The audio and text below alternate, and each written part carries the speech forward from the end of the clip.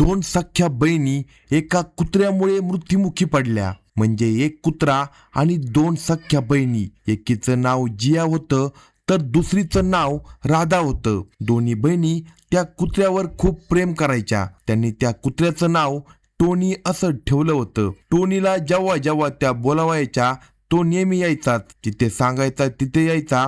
त्याचं त्यांच्यावर एवढं प्रेम होतं की जर त्या टोनी कुत्र्याने जेवण केलं नाही तर त्या दोन्ही बहिणी देखील जेवण करत नव्हत्या. त्याच्यासोबत नेहमी बसणं, उठणं, झोपणं हे सर्व काही त्या दोन्ही बहिणींचं त्या कुत्र्यासोबत चालू होतं.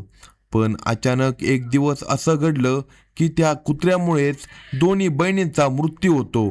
दोन्ही बहिणी मेल्या आणि त्याला कारण फक्त तो कुत्रा होता. ही हैराण करणारी घटना उत्तर प्रदेशमधील लखनौ शहरात घडली आहे. त्या दोन सख्या बहिणी एका कुत्र्याच्या प्रेमात इतक्या अडकल्या, इतक्या वेड्या झाल्या की त्या कुत्र्यामुळे त्यांचा मृत्यू झाला. आपण पाहतो की कुत्र्यांचा वापर बऱ्याच घरांमध्ये दिसतो. ज्या की श्रीमंत स्त्रिया असतात, जास्त करून विदेशात राहणाऱ्या, त्या कुत्र्याचा सर्रास वापर करतात. पण आज आपल्या भारतामध्ये देखील ज्या श्रीमंत स्त्रिया असतात, मॉडर्न स्त्रिया असतात, त्यांच्या मांडीवर बऱ्याचदा तुम्हाला कुत्रे बसलेले दिसतात. आजकाल आपल्या भारतातही मॉडर्न स्त्रियांची अवस्था अशी आहे की जिथं नवऱ्याची जागा असायला हवी तिथे कुत्र्याची जागा आहे आणि जिथे कुत्र्याची जागा असायला हवी तिथे नवऱ्याची जागा आहे. परिस्थिती दिवसेंदिवस बिघडत चालली आहे. बघत राहा की पुढं काय होणार आहे. पुढं जाऊन या श्रीमंत महिला थांबणार आहे. पण सध्या कलियुग आहे, इथे कधी काय होईल हे काही सांगता येत नाही. या कलयुगात अशा घटना ऐकायला येतात की ज्या ऐकून तळपायाची आग मस्तकात जाते. म्हणून माझी तुम्हाला एक कळकळीची विनंती आहे, हा व्हिडिओ पूर्ण पहा आणि चॅनेलवर जर नवीन असाल तर कलम 302 या मराठी चॅनेलला लगेच सबस्क्राईब करा. एक अशी घटना जी ऐकून लोक खूप हैराण झाले आहे. लोकांच्या लक्षात येत नाही की आजच्या युगात ही संस्कृती, ही मॉडर्न दुनिया कुठे जात आहे, कुठल्या दिशेने जात आहे. मित्रांनो, दोन सख्या बहिणी ज्यांचा मृत्यू एका कुत्र्यामुळे झाला. दोन्ही बहिणी त्या कुत्र्यावर खूप जास्त प्रेम करायच्या. ही दर्दनाक घटना लखनौच्या पारा जलालपूर कॉलनीमध्ये घडली आहे. इथं एका महिन्याच्या आतच असं घडलं की मित्रांनो, ह्या दोन्ही बहिणी त्या एका महिन्याच्या कालावधीत कुत्र्यावर इतकं जास्त प्रेम करायच्या. त्या दोघेही नेहमी त्याच्याबरोबर जेवण करायच्या, त्याच्याच बरोबर झोपायच्या, त्याच्याच बरोबर राहायच्या. ही त्यांच्या घरची परिस्थिती होती. जर कुठल्याही कारणाने कुत्र्याने खाल्लं नसेल तर त्या दोन्ही बहिणी देखील जेवत नव्हत्या. इतक्या त्या दोघी जणी त्या कुत्र्याला जीव लावायच्या. आणि मित्रांनो, हा कुत्रा देशी कुत्रा नव्हता. तो कुत्रा जर्मन शेपर्ड ब्रीडचा होता, जो की खूपच धोकादायक कुत्रा असतो आणि खूपच हाय प्रोफाईल कुत्रा असतो. मित्रांनो, या मुलीचे वडील एका सरकारी बँकेत नोकरीला होते. त्या दोन्ही मुलींना एक छोटा भाऊ देखील होता, परंतु त्याचे सुमारे 7 वर्षापूर्वी ब्रेन हॅमरेजमुळे मृत्यू झाला होता. तर आता या दोन्ही बहिणी ज्या घरात होत्या आणि त्यांचा मोठा भाऊ जो होता तो प्रॉपर्टी डीलिंगचे काम करायचा. तसे तर घरात कुठल्याही गोष्टीची कोणतीही अडचण नव्हती. सरळ सरळ गोष्ट आहे, ते हाय प्रोफाईल घर आणि श्रीमंत सोसायटीचे लोक असतात. तिथंच अशा प्रकारचे जर्मन शेफर्ड जातीचे कुत्रे पाळले जातात. सामान्य लोकांची अशा प्रकारचे कुत्रे पाळण्याची ऐपत नसते. गरीब लोकांना असले महागडे कुत्रे पाळण्याची ऐपत नसते. तर बऱ्याचदा मॉडर्न घरात जिथं हाय सोसायटी आणि मॉडर्न माहोल असतो तिथंच अशी कुत्री पाळली जातात. तिथल्या मॉडर्न स्त्रिया आपल्या त्या कुत्र्यांना, जे कुत्रे लहान असतात ते मांडीवर उचलून फिरतात आणि जेव्हा ते कुत्रे मोठे होतात तेव्हा त्यांना आपल्याबरोबर झोपवायला सुरुवात करतात. जिथं कुत्र्याची जागा असते तिथे नवरा पोहोचतो आणि जिथे नवऱ्याची जागा असते ती जागा कुत्रा घेतो.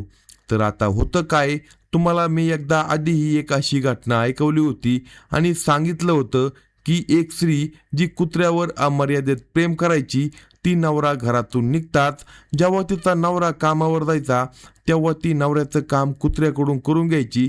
आणि मग त्याच कारणामुळे काय झालं, त्या काळात तो कुत्रा तिला दात मारतो आणि तो दात लागल्यामुळे सरळ सरळ गोष्ट आहे मित्रांनो. आजही जर तुम्हाला कुत्रा चावला किंवा त्याचा दात लागला तर तुम्हाला कुत्र्याचं इन्स्पेक्शन होतं. जो कुत्र्याचं विष आहे ते संपवण्यासाठी तुम्हाला 14 इंजेक्शन घ्यावी लागतात. आता तर तो मार्ग बदलला आहे. एका ठिकाणीच काम होतं, पण पूर्वी तुम्ही बघितलं असेल की तुम्हाला बेंबीमध्ये 14 इंजेक्शन घ्यावी लागायची. पण आता सध्या एका इंजेक्शनमध्येच काम होतं. तर तिसरी नवरा निघताच कुत्र्याकडून आपल्या नवऱ्याचं काम करायची आणि त्याचा वापर करून घ्यायची. आणि तिला आता कुत्र्याचे दात लागले होते. कुत्र्याने तिला दात मारला तर मग तिचा खूपच दर्दनाक मृत्यू होतो. आणि मित्रांनो, एक गोष्ट आणखी आहे. तुम्ही बघितली असेल की जेव्हा कुत्रा चावलेला एखादा माणूस जेव्हा पिसाळतो तेव्हा तर त्या माणसामध्ये कुत्र्यासारखंच लक्षणं दिसू लागतात. त्याच्या तोंडातून लाळ टपकू लागते, त्याची जीभ बाहेर येऊ लागते आणि तो कुत्र्यासारखाच करू लागतो. पण मित्रांनो, मी तुम्हाला सांगत होतो की इथे शेवटी या 2 सख्ख्या बहिणींसोबत नेमका काय प्रकार झाला होता. कुत्र्यामुळे या दोन्ही सख्ख्या बहिणींचा मृत्यू कसा झाला होता. या दोन्ही बहिणी कुत्र्याला खूप जास्त जीव लावायच्या. त्या दोघींचं नेहमी त्याच्याबरोबर उठणं बसणं असायचं. खाणं पिणं झोपणं जागणं सर्व काही त्या कुत्र्याबरोबर करत होत्या. आता घडतं असं की इतकं प्रेम करणारा कुत्रा असतो, त्यामुळे या कुत्र्यामध्ये आणि त्या 2 बहिणींमध्ये खूप घट्ट नातं तयार होतं.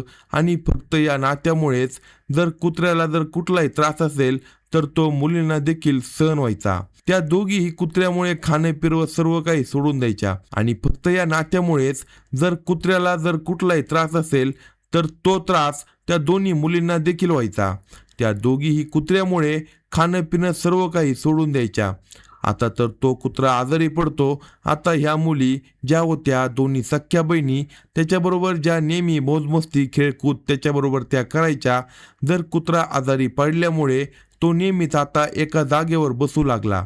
आता ह्या मुली ज्या आहेत त्या टेन्शनमध्ये येतात. 1 दिवस गेला, 2 दिवस गेले, 4 दिवस गेले, 10 दिवस गेले, येतपर्यंत की 1 महिना गेला, पण तो कुत्रा काही बरा होत नाही. दिवसेंदिवस त्याची अवस्था बिघडतच चालली होती. त्याची तब्येत कोणत्या कारणाने बिघडत होती हे कोणालाही समजत नव्हते. मित्रांनो, पोलीस अजून देखील चौकशी करत आहे की शेवटी तो कुत्रा का आजारी पडला होता, कोणत्या कारणाने आजारी झाला. त्या मुली एक आत्महत्या नोट लिहितात आणि त्या आत्महत्या नोटमध्ये त्यांनी असं काही लिहिलं. आणि मग जे घरात फिनाईल असतं, झाडू पोछावालं किंवा कीटकनाशक असतं, जे काही ठेवलं होतं आणि ते त्या दोन्ही सख्ख्या बहिणी पितात. आणि पेल्यानंतर ते त्यांच्या आईला सांगतात की आम्ही फिनाईल पेलो आहे. मुलीचं बोलणं ऐकून आईला खूप टेन्शन येतं. एकदम तिला समजत नाही काय करावं आणि काय नको. जोपर्यंत ती आपल्या मुलाला फोन करते, तिचा मुलगा येतो, तोपर्यंत ही बातमी वाऱ्यासारखी आसपासच्या भागात पसरते. आसपासचे लोक येतात. आसपासच्या लोकांनी जेव्हा येऊन बघितलं, त्या मुलीची ती कहाणी ऐकली की कोणत्या कारणाने दोन्ही मुलींनी फिनाईल प्यालं, तेव्हा लोकांना या गोष्टीचं कळालं. सर्वप्रथम लोक त्या दोन्ही मुलींचा जीव वाचावा म्हणून त्यांना हॉस्पिटलमध्ये दाखल करतात. दोन्ही मुलींना लखनौ हॉस्पिटलमध्ये नेलं जातं. पण जोपर्यंत त्यांना हॉस्पिटलमध्ये नेलं जात होतं, रस्त्यातच मोठी मुलगी जी होती जिया, ती रस्त्यातच प्राण सोडते. आणि हॉस्पिटलपर्यंत पोहोचेपर्यंत लहान मुलगी जी होती राधा, तीही हॉस्पिटलपर्यंत पोहोचताना प्राण सोडते. डॉक्टरांनी जेव्हा दोन्ही बहिणींना बघितलं तेव्हा ते त्यांना मृत जाहीर करतात. आता काही होऊ शकत नाही, दोन्ही मुली मेल्या होत्या. या घटनेची माहिती आता पोलिसांपर्यंत पोहोचते. घटनेची माहिती मिळताच पोलीस पथक घटनास्थळी दाखल होते आणि घटनास्थळाचा पंचनामा करतात. घटनास्थळाची पाहणी करत असताना पोलिसांना एक आत्महत्या नोट सापडते. त्यात लिहिलं होतं, त्या दोन्ही बहिणींनी लिहिलं होतं, 1 महिना झाला आमचा कुत्रा, ज्यावर आम्ही अमर्यादित प्रेम करायचो, त्याच्याशिवाय आम्ही जगू शकत नाही, कारण तोच आमचा जगण्याचा आधार होता. त्याच्याशिवाय आम्ही जगण्याची कल्पना देखील करू शकत नाही. आम्हाला माहीत आहे की हा कुत्रा कदाचित बरा होणार नाही आणि हा कुत्रा आमच्यामुळे आजारी झाला आहे, म्हणून आम्ही दोन्ही बहिणी आत्महत्या करत आहोत आणि फिनाईल पिऊन आम्ही हे आमचं सुंदर जीवन संपवत आहोत. आणि शेवटी त्या त्याच्या आईला विळतात की या कुत्र्याला घराबाहेर काढू नका, याचा उपचार करा, शक्य असेल तर याला बरा करा. ही आत्महत्या नोट पोलिसांनी त्यांच्या ताब्यात घेतली आणि त्या दोन्ही बहिणींचा मृतदेह पोस्टमॉर्टम करण्यासाठी पाठवून दिला. पोलिसांना वाटलं की कदाचित त्या दोन्ही बहिणींच्या मृत्यूमागं दुसरं काही कारण तर नाही ना. पण पोस्टमॉर्टम रिपोर्टमध्ये त्या दोन्ही बहिणींचा मृत्यू फिनाईल प्यायल्यामुळे झाला होता असे नमूद केले होते. या प्रकरणाचा तपास पोलीस अधिकारी करत आहे. अशाच नवनवीन क्राईम स्टोरी ऐकण्यासाठी कलम 302 या मराठी चॅनलला सबस्क्राईब करा आणि आपल्या प्रतिक्रिया कमेंट बॉक्समध्ये कळवा.